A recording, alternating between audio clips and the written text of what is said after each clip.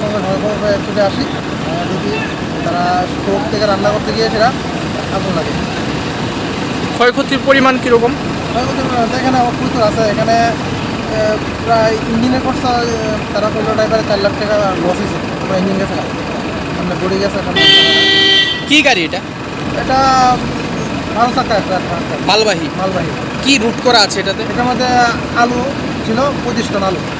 গাড়ির নাম্বার কত? গাড়ির নাম্বার হলো NL01G8071। গাড়িকে চলতিতে ছিল না, থামানো? ওইটা থামানো ছিল। কোন জায়গা এটা? এটা চাকমাঘাট পিএসআর ক্যাম্পের সামনে। কি লাগছে? হ্যাঁ, রান্না করতে গিয়েছিল, স্টোভের থেকে আগুন।